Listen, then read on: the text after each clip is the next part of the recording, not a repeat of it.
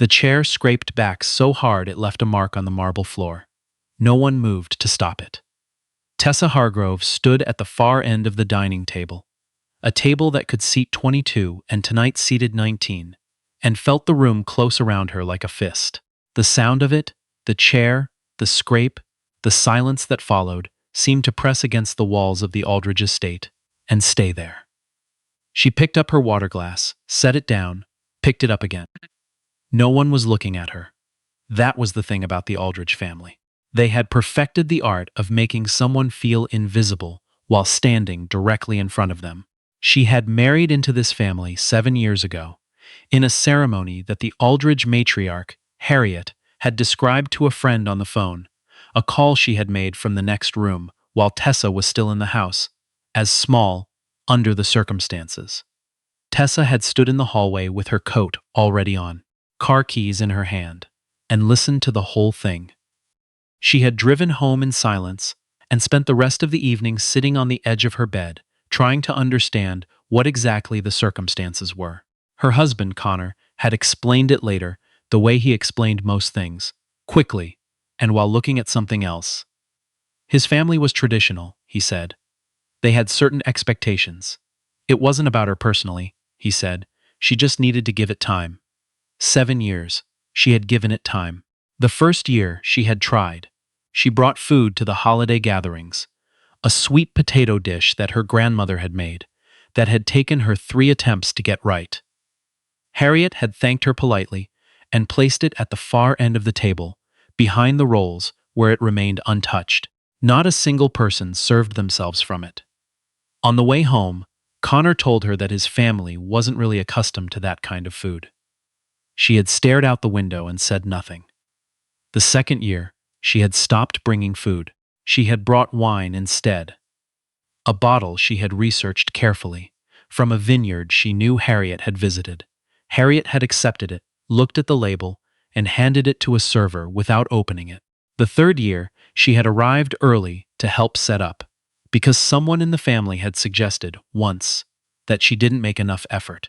She had driven 40 minutes in the rain and stood in the Aldridge kitchen for 2 hours arranging flowers and folding napkins into shapes she had learned from a YouTube tutorial the night before.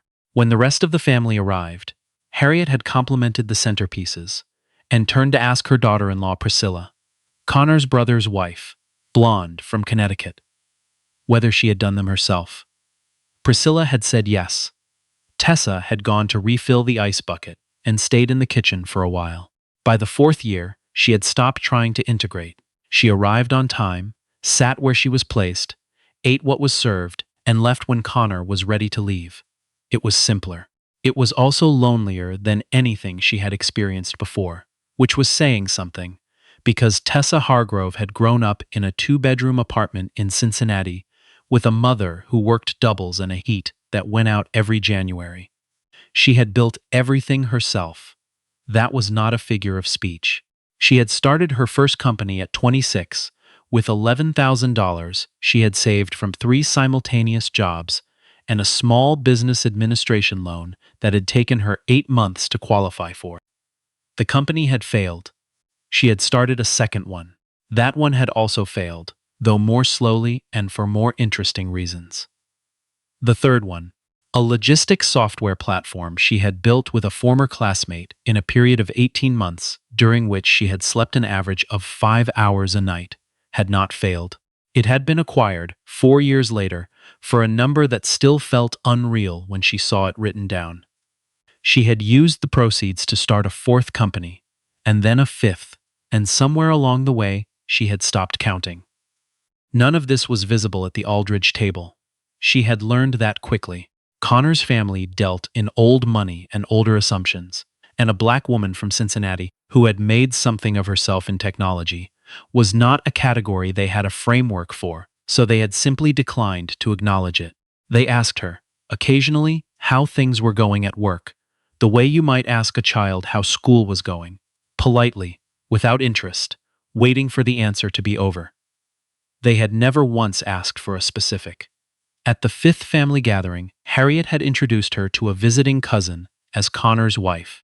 No name, just Connor's wife. The cousin had nodded and moved on, and Harriet had moved on, and the conversation had moved on, and Tessa had stood there for a moment, holding her glass and thinking about the word wife and what it was supposed to mean, and what, in this house, it clearly did not. Tonight was the annual Aldridge summer gathering, held at the estate in Virginia, that had been in the family for 3 generations. 40 acres, a main house, a guest cottage, 2 kayaks on a pond that no one used. Every year, the same faces, the same conversations about the same subjects, the same careful positioning of people in the photographs that were taken on the lawn before dinner. Tessa had been in 5 photographs over 7 years. In 3 of them, she was partially obscured by a shoulder, by a floral arrangement, once by what appeared to be someone's elbow entering the frame at the wrong moment. She had stopped looking at the photographs after the 4th year. Dinner was the usual performance. Harriet presided from the head of the table with the authority of someone who had never once questioned her place in a room. Connor's brother, Elliot, made the same joke about the wine that he made every year. Priscilla talked about her renovation. The cousin from Atlanta talked about his new boat. Tessa ate her salad and watched the candles and thought about a contract she needed to review on Monday. She was thinking about it still, the specific clause, the language around liability. When Connor set down his glass and said something she didn't quite catch, because she had been somewhere else in her mind, she turned to him. He said it again, and this time she heard it. It was not a loud thing. That was what she would think about later, when she replayed it. And she would replay it, many times, in the weeks that followed. It had not been shouted. It had been said in a low, clipped voice, the voice he used when he was tired, or when he had been drinking. And what he said was that she was embarrassing him, had been embarrassing him all night with her attitude, and that she needed to get herself together.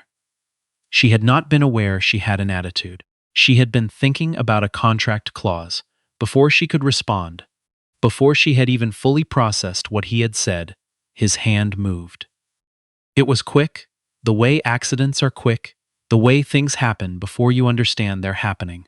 His palm connected with the side of her face with a sound that cut through every conversation in the room at once. The room went silent. Not gradually, all at once, like something had been switched off. Tessa's head had turned with the force of it, and for a moment she sat very still, her hand not yet raised to her face, the pain not yet fully registered, looking at the centerpiece, peonies, white and pale pink, in a low crystal vase, as though she had just noticed it for the first time. Then she turned and looked at the table. 19 people. A federal appellate judge, Connor's godfather, sat 4 seats down on the left. A state senator was positioned across from him. A former deputy director of something she could never remember. Lawyers, executives, 2 people whose families had more money than most small countries. 19 people who had heard the sound and gone completely still. No one spoke. Harriet looked at the centerpiece. Elliot looked at his wine. Priscilla looked at her hands. The judge cleared his throat, quietly, and looked at a point somewhere past Tessa's left shoulder. The senator reached for the breadbasket. The senator reached for the breadbasket. Tessa lowered her hand from her face slowly. She looked at Connor, who was looking down at his plate, with an expression she had seen before. Not remorse, exactly. More like the particular irritation of someone who believes they were justified, and are annoyed that they now have to manage consequences. She had seen that expression in the car, and in the kitchen, at home, and twice in hotel hallways in the early years when things had first started going wrong. She had, each time, found a reason to explain it away. She understood, sitting there with the silence pressing in around her, that she had run out of reasons. She stood up. She did not excuse herself. She did not say anything at all. She picked up her napkin from her lap, set it on the table beside her plate with a precision that surprised her, and walked out of the dining room. Her heels on the marble floor were very loud in the quiet. She did not slow down. She was standing in the hallway, her phone in her hand when she heard the commotion. It started quietly, a voice, then another voice, then the distinct scraping of chair legs and what sounded like Harriet saying something in a low, controlled tone. Then a door opened somewhere, and then another. Tessa stood with her back against the wall and looked at the oil portrait of someone's ancestor on the opposite wall and breathed. Her phone buzzed. Then it buzzed again. Then it buzzed 4 more times in rapid succession, which was unusual enough that she looked down. The messages were from her assistant, and then from her chief communications officer, and then from 2 board members, and then from a number she didn't recognize. They all said variations of the same thing, and the thing they said was, "Are you watching the news right now?" And "Your name is everywhere," and "Congratulations." She read the messages twice. Then she opened the news application she rarely used and looked at what was there. 3 hours ago, while she had been driving down to Virginia with Connor, listening to him talk about the traffic, Forbes had published its annual list. Not a general list, the specific list. The one with her photograph on the cover, which she had taken 6 weeks ago in a conference room in San Francisco, and which she had not told Connor about because she had learned, over 7 years, that certain things were easier not to mention until they were already done. The cover line read, "America's Most Powerful Self-Made Women." Her name was at the top. The story inside, she scrolled through it quickly, standing in the hallway of the Aldridge estate, with the sound of voices rising and falling behind her, described her companies, her portfolio, her philanthropic work, her trajectory from Cincinnati to the cover of one of the most recognized business publications in the country. There was a number in the story. It was a large number. It was attached to her name. She put her phone in her pocket and stood there for a moment in the quiet. Then the dining room doors opened, and Elliot came into the hallway first, and behind him, the judge, moving quickly for a man of his age, and then Priscilla, and behind Priscilla, Harriet, who was carrying herself with the specific rigidity of someone who has been blindsided and is refusing to show it. They had phones in their hands, all of them.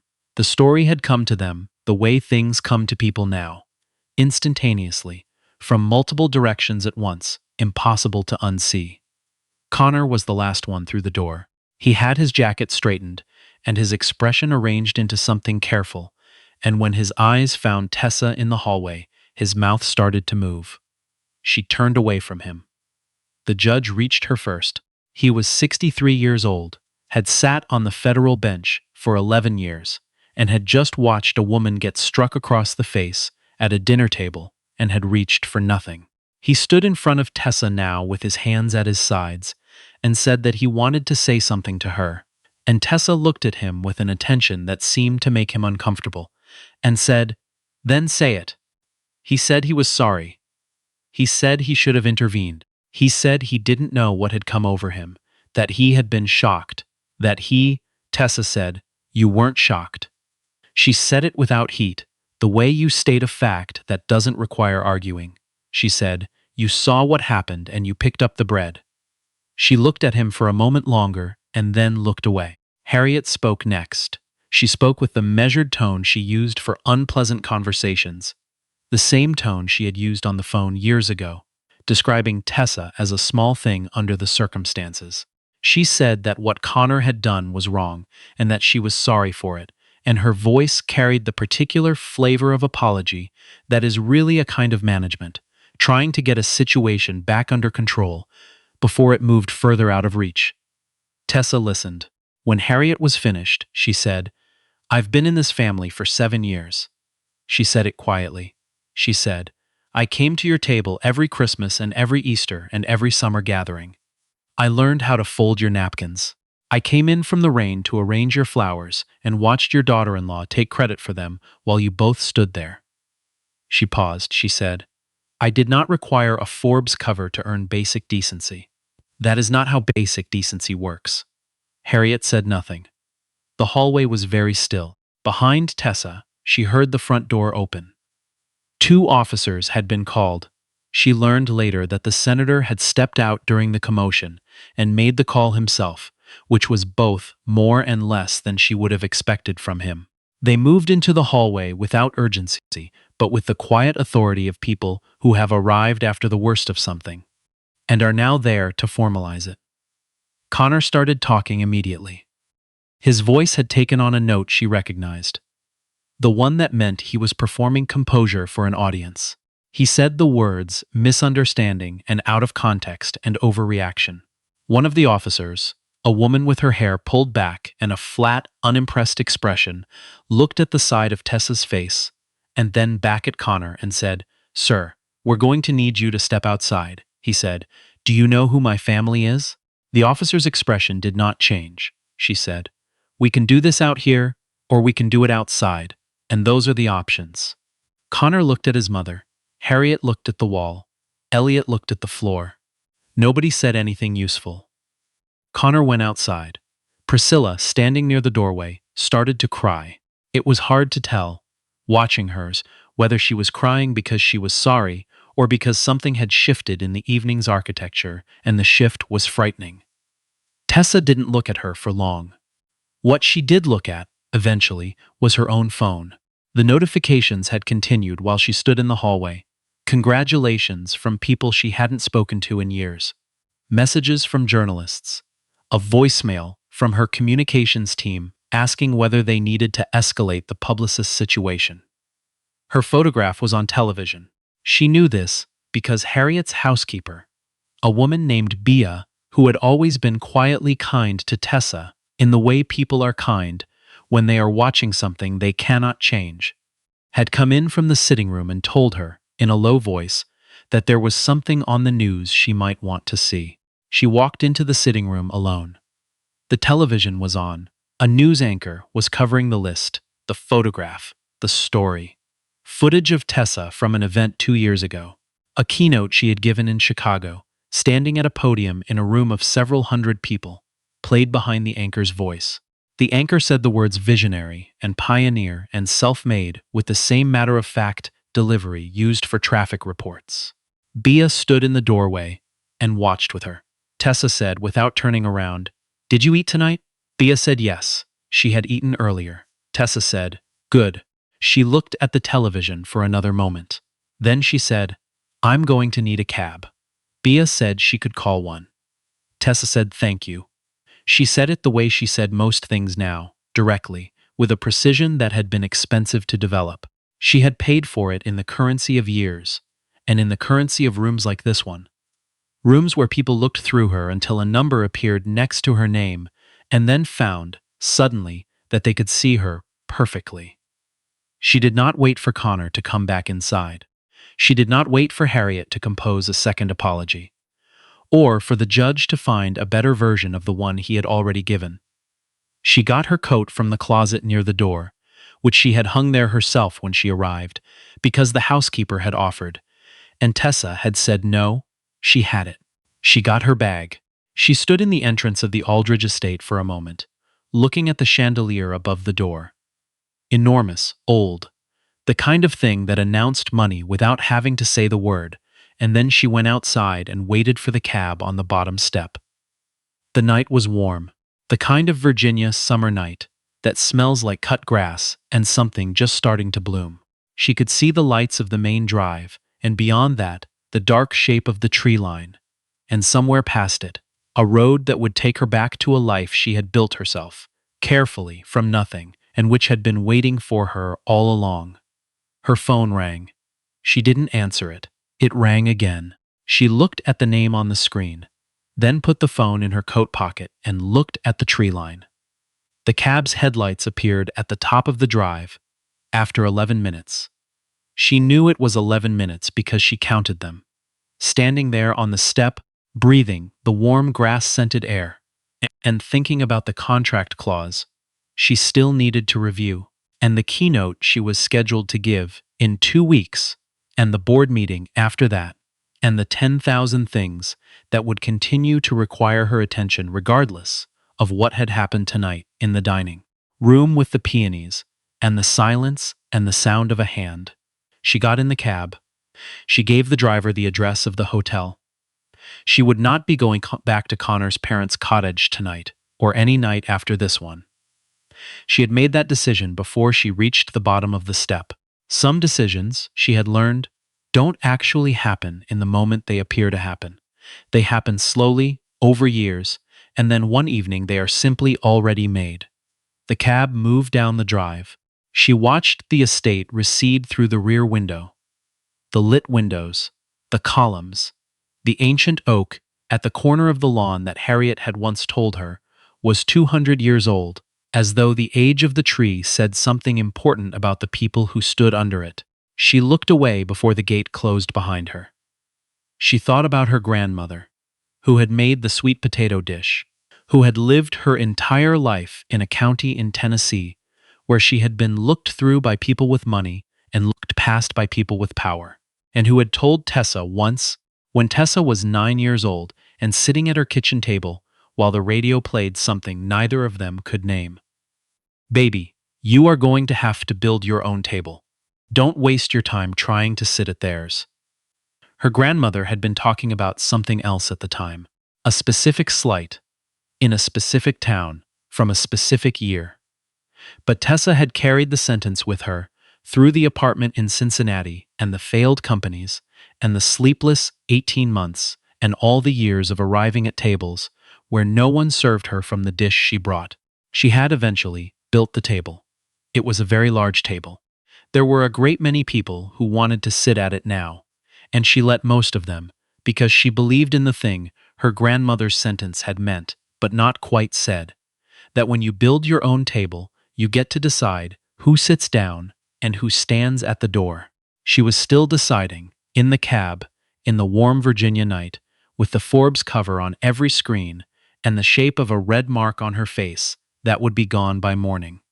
She was still deciding, and that was the important thing. That was the thing that no one in that dining room, with all their old money and their old paintings and their 200-year-old oak, had ever understood about her. She had always been the one doing the deciding. They just hadn't known it yet.